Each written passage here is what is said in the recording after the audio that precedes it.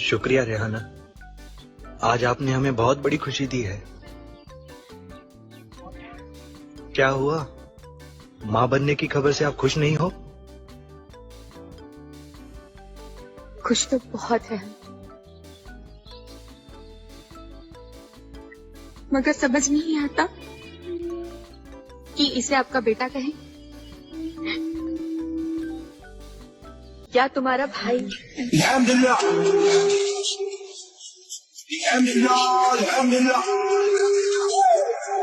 अब आप पूछेंगे कि दुर्गेश भाई ये क्या था, तो ये मजहब की खूबसूरती थी और कुछ नहीं। तो राम राम मेरे प्यारे भाई बहनों, की हालचाल मजा में एक बार फिर से आप सबका स्वागत है अपने चैनल सैफरन पैट्रियट में। और मैं आपका भाई दुर्गेश लेकर आ चुका हूँ एक और नई वीडियो। अभी इन चौथे फेल नकली लिब्रेंडो से पूछेंगे ना कि रफा कहाँ पे होता है वर्ल्ड मैप में, तो ये बता नहीं पाएंगे। सही बात कही बहन ने। और जिन्हें नहीं पता है कि ये सोशल मीडिया पर क्या बवासीर चल रही है, ऑल आइज ऑन रफा। तो जैसा कि आप लोग जानते ही होंगे, इजराइल व हमास में पिछले काफी महीनों से युद्ध चल रहा है। तो इजराइल ने गाजा की साउथ सिटी रफा पर हमला कर दिया। तो जैसे ही इजराइल ने रफा पर हमला किया, उसके बाद से ये सारे के सारे बॉलीवुड के गद्दार एक साथ आकर ट्वीट करने लगते हैं, अपने इंस्टाग्राम पर ये स्टोरी डालने लगते हैं कुछ इस तरह से, और सारे के सारे एक ही समय पर पोस्ट करते हैं। बस थोड़ा बहुत मिनट या सेकंड का अंतर दिखाई पड़ता है। बट इन गद्दारों में से कभी भी किसी ने भी एक पोस्ट नहीं डाली कि all eyes on Pakistani Hindus. और जब हमास ने इजराइल पर हमला किया था, न जाने कितने बेकसूरों की जान ले ली, आप लोगों ने न्यूज में देखा ही होगा। और हमास के आतंकवादियों ने इजराइल से छोटे छोटे बच्चों को भी किडनैप किया, बाद में उन्हें ओवन में उबाला भी था। और तब इन बॉलीवुड के गद्दारों ने इजराइल के सपोर्ट में एक ट्वीट तक नहीं किया था। बट अब जब इजराइल अपना बदला ले रहा है, तब ये सारे के सारे रोते हुए नजर आ रहे हैं। सही मायने में कोई नहीं रो रहे, ना ही इन्हें कोई फर्क पड़ता है। जब इनकी जेब में रुपए पहुंच जाता है, ये लोग ट्वीट और अपनी पोस्ट कर देते हैं। तो अब आशा करता हूँ कि आपको समझ आ गया होगा कि क्या बवासीर थी ऑल आइज ऑन रफा। एक चीज जो आपके कैंपेन में या आपकी स्ट्रेटेजी में जो सबसे बड़ी खामी आपको दिखती है, one thing that you can do better, one thing that you not be able to do. मैं बहुत ज्यादा भी ट्रेनिंग नहीं करा पाया वर्कर्स की। अगर मैं ट्रेनिंग करा पाया होता तो शायद चीजें और बेटर होती हमारे लिए। अगर वो ट्रेनिंग थोड़ी डिस्क्राइब कर सकते हैं, उस ट्रेनिंग का क्या क्या होता है, कई बार वर्कर्स को आप ट्रेन करते हैं, वर्कर्स को आप बताते हैं कि भाई बूथ पे कैसे काम करना है, आपको पॉलिटिकल पार्टी का प्रोग्राम उसमें कैसे बिहेव करना है। भाई साहब हेलीपैड तक आ गए ना। तो दोस्तों आज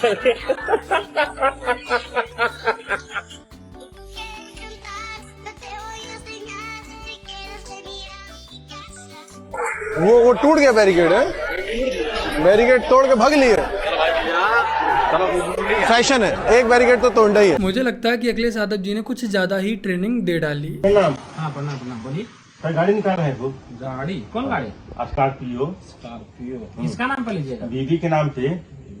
काम क्या करते हैं आप? अंडा बेचते हैं। अंडा बेचते हैं? हाँ। तो 16 लाख का गाड़ी है। हाँ। आप किस्ती कैसे भरिएगा? दिया जाएगा सर। कैसे अंडा बेच के? अरे कांग्रेस जीतेगा ना। हाँ। तो 1 लाख बोला चलाना देने के लिए। हाँ। तो महीना कितना हुआ? 8,500। हाँ, वही वाला पैसा दे देंगे भागता उसमें। है कि नहीं? घंटा क्या होता है? आया बड़का स्कॉर्पियो खरीदे। देखो मेरे प्यारे चमचो, राहुल गांधी के भरोसे ईएमआई वगैरह मत बनवा लेना, पहले 4 जून तक का वेट अवश्य कर लेना। 10 साल से मोदी सरकार है और सत्ता में है, लेकिन फिर भी कुछ हमारे हिंदू भाई हैं ये बोलते कि भाई हमारा धर्म खतरे में है। तो वो धर्म खतरे में किस लिए है? जब तो यार मुसलमान को कुछ कहेंगे, आज तक कोई वीडियो मुझे दिखा दो आपके हिंदू मुसलमान ने किसी हिंदू को भाई को टॉर्चर किया है, कोई ऐसी खतरनाक वीडियो हो जो कि ऐसा बात है। लेकिन फिर भी सुनो भाई, ये कह रहे हैं कि 10 साल से आपकी सरकार है, तो फिर भी कैसे हिंदू खतरे में है? अबे तो 800 साल तो मुगलों का था, 800 साल की भरपाई क्या 10 साल के भीतर हो जाएगी? पहली चीज। और दूसरी चीज, ये एक सेकेंड, आप कौन होते हैं? हु आर यू टू से मी दैट? गलत आंसर दे रहा। जजमेंट हो गया यहाँ पे। आपके जैसे 50 कांग्रेसी ब्रेकफास्ट में खाता हूँ, जाओ यहाँ से। कह रहे हैं कि भाई साहब कोई ऐसी वीडियो बताओ।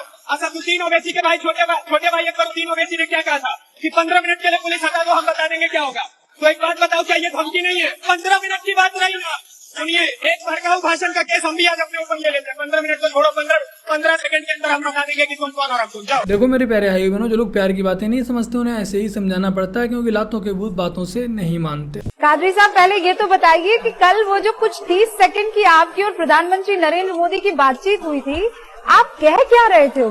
मेरे से मिलने आए तो मेरे दिल की जो बात थी जबान पे आ गई।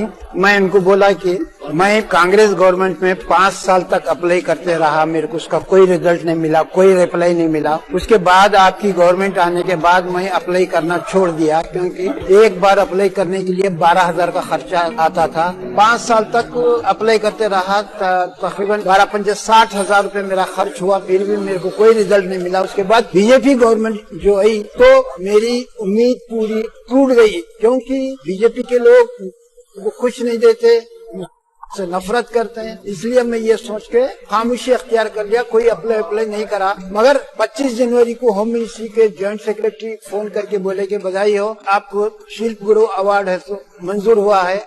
मेरे को यकीन नहीं आ रहा था कि मेरे को हुआ है। आशा करता हूं कि आप लोग समझ गए होंगे कि बीजेपी पार्टी हिंदू मुस्लिम करती है, सबको एक समान भाव से देखती है, या फिर कौन सी पार्टी हिंदू मुस्लिम करने पर लगी रहती है बट नाम बीजेपी का रख देती है। मैं आपको ये बता दे रहा हूँ, ताल ठोक के। चलो अब तुम इतनी ज्ञानवर्धन बातें कर रहे हो तो एक सवाल, SC/ST का फुल फॉर्म भी बता। पिछड़ा और अति पिछड़ा। SC/ST का फुल फॉर्म पिछड़ा और अति पिछड़ा। मैं बताना चाहूंगा ये कौन से लोग है पता है? ये बाबा साहेब अम्बेडकर को मानने वाले लोग नहीं है, ये लोग चंद्रशेखर रावण के पाले हुए नीले कबूतर हैं। इनको बाबा साहेब अम्बेडकर से कोई लेना देना नहीं है। बाबा साहेब अम्बेडकर ने अपनी पुस्तक पाकिस्तान और भारत के विभाजन में लिखा हुआ है कि जब तक भारत का प्रत्येक मुसलमान पाकिस्तान नहीं चला जाता, जब तक भारत का प्रत्येक हिंदू भारत में नहीं आ जाता, तब तक विभाजन को नहीं मानेंगे। पूछो भेजोगे सारे मुसलमान को पाकिस्तान? क्यों पढ़ा नहीं मानोगे?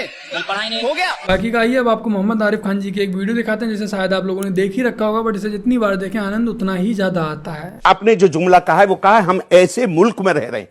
तो आप पाकिस्तान में रहना चाहती हैं जहां पे हर हफ्ते हर मस्जिद में बम फोड़े जाते हैं? आप सीरिया में रहना चाहती हैं? आप यमन में रहना चाहती हैं? आप कौन से मुल्क में रहना चाहती हैं जहां लोगों के इंटरेस्ट जो हैं, उनके हुकूक महफूज हैं? और मुझे कोई एक मुल्क का नाम बता दीजिए। आप जिस मुल्क में रह रही हैं वो मुल्क वो है जहां देवबंद वालों को इसकी इजाजत है।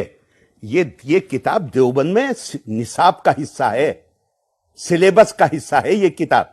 इसमें जिहाद, कुरान कहता है उज़िना लिल्लज़ीना युक़ातलूना बिअन्नहुम ज़ुलिमू, लड़ने की इजाजत सिर्फ उनको दी जाती है जिनके खिलाफ लड़ाई लड़ी गई है, उन पर जुल्म किया गया है, उनको उनके घरों से निकाला गया है। और देवबंद क्या बताता है जिहाद का मकसद क्या है?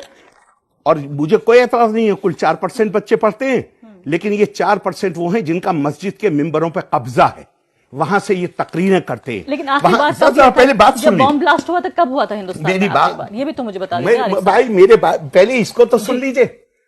शरीयत में जिहाद दीन हक की तरफ बुलाने और जो उसे कबूल ना करे उससे जंग करने को कहते हैं। ये देवबंद में, और इस किताब को बच्चा जब आता है तो वो यूं करके आंखों पे लगाता है, चूंकि उसको कहते हैं ये अल्लाह का कानून है, ये नहीं कहते कि देवबंद वालों की राय है। बेचारी आरफा खानम को जिंदगी भर बस यही अफसोस रहेगा कि उसने ये इंटरव्यू लिया ही क्यों था। हम ये पूछना चाहते हैं कि इस बार क्या माहौल लग रहा है? काय का माहौल इलेक्शन का? दीन का माहौल लग रहा है हमें तो। काय का? दीन का माहौल लग रहा है। और क्या, लोग कलमा पढ़ने कामयाब हो जाएं, बस जहन्नम से बच्चे जन्नत में जाने वाले हो जाएंगे। और राजनीति का? राजनीति से हमें क्या लेना, कोई भी आए, हमें तो अल्लाह खिलाता, कोई नेता थोड़ी खिलाता। लेकिन वोट तो देते होंगे। वोट ना हम किसी को देते ना हमारा वोट आता, हमारा वोट सिर्फ अल्लाह को जाता। अच्छा, यही कहना है आपसे हमारा। कोई सरकारी आप सुविधाओं का फायदा नहीं लेते? हम किसी सुविधाओं का फायदा नहीं लेते, सिर्फ हम एक अल्लाह का फायदा लेते हैं, वही हमारे सारे मसले का हल करता है, वही सारी समस्याओं का आपके हल करता है। बढ़िया, बहुत बढ़िया। क्या काम करते हैं आप साहब? हम रिक्शा चलाते हैं। रिक्शा चलाते हैं। कैसी कमाई हो रही है आजकल? बढ़िया कमाई हो रही है, जो अल्लाह देते खुश हूँ। बच्चे अच्छे हैं आपकी? शादी हुई है? शादी हुई है हमारी, बच्चे नहीं है। बच्चे नहीं? जब अल्लाह ने शादी करा दी तो बच्चे भी दे देगा, क्यों? उसके लिए कोई मुश्किल थोड़ी है। उसके लिए कोई मुश्किल नहीं, सही बात है। लेकिन वोट नहीं देते आप? नहीं, वोट नहीं देते हमारे घर में, तो कोई वोट नहीं देता। कोई वोट नहीं देता। जमहूरियत पे यकीन करते हैं? जमहूरियत पे यकीन करते हैं, लोकतंत्र पे यकीन करते हैं? कारण बताइए। अच्छा, बढ़िया है। आपसे कह रहा हूँ, मैं अल्लाह पे यकीन करता हूँ, मैं किसी चीज पे यकीन नहीं करता। मान ली मैंने आपकी बात, लेकिन लोकतंत्र पे यकीन ना करने का कारण क्या है? वोट ना देने का कारण कुछ तो होगा ना? वोट देने का कारण कोई कुछ नहीं है, बस हम देते नहीं है किसी को भी वोट। अच्छा, मतलब आज तक नहीं दिया? कभी भी नहीं दिया। तो ये सब जो इतना सब रचा जाता है कि वोट दो, सब लोग दो, अपना अधिकार है, उस अधिकार का फायदा लो, इतनी सारी मुहिम चलाई जाती है, तो फिर उन सबका तो कोई मतलब ही नहीं रह जाता। फिर इन सबका मतलब वो जाने भाई जो वोट देते होंगे, हम तो वोट देते नहीं देते और ना देंगे। बहुत बढ़िया। ना देते ना देंगे। हमारा वोट सिर्फ एक ही जने को जाता है, वो है अल्लाह, जो पूरी कायनात का बनाने वाला। उसके चुनाव कब होते हैं? उसके चुनाव होते हैं मरने के बाद। अरे जिसके अमाल सही होंगे उसका हिसाब सही होगा, और जिसके अमाल खराब होंगे उसकी पिटाई चालू हो जाएगी कब्र से। हकीकत है। जितने भी मेरे प्यारे मजहबी भाई बहन इस वीडियो को देख रहे हैं, आप सबसे आग्रह है कि अपने भाईजान से कुछ सीखो। वोट बीजेपी, कांग्रेस या सपा को मत दो, वोट अल्लाह को दो। इस बंदे ने पाकिस्तान का झंडा लगाया हुआ है। भारत सरकार से अनुरोध करूंगा मैं कि भाई इस पे सख्त से कार्रवाई करें। इंडिया में पाकिस्तान का झंडा चल रहा है भाई, खून खोलता है देख के। शेयर करो इसको, इस नंबर पे दुकान कटवाओ पड़ेगा। हमारे देश को खतरा देश के बाहर से ही नहीं है, देश के अंदर से भी है। मेरी एक रिक्वेस्ट है, आप जब रोड पे गाड़ियाँ चलाते हो, बाइक चला रहे हो, जो भी चला रहे हो, जानवर को निग्लेक्ट मत करो। उसमें भी जान है, वो भी अल्लाह का बनाया हुआ मखलूक है, और वो चीजों को आप इग्नोर मत करो, क्योंकि आज तो ये हालत इसकी दिख रही है। मैंने फर्स्ट टाइम लाइफ में तो पर्सनली कोई जानवर को तड़पते हुए देखा है, वो मेरे को अच्छी नहीं लगी। बहन, ये सब बातें आपके मुख से शोभा नहीं देती हैं। आप वही है ना जो पहले बकरे को पालती हैं, पोसती हैं, खिलाती हैं, उसके बाद जब ईद आती है तब उसे हलाल कर देती हैं। तो कृपया करके अपना ये ज्ञान अपने पास ही रखें। तो बस मेरे प्यारे भाई बहनों, आज की अपनी इस वीडियो में इतना ही। वीडियो को लाइक, शेयर, कमेंट और अपने इस चैनल को सब्सक्राइब आज से कर लीजिएगा। चलिए जल्द मिलते हैं एक और नई वीडियो के साथ, तब तक के लिए जय हिंद, वंदे मातरम, जय श्री राम।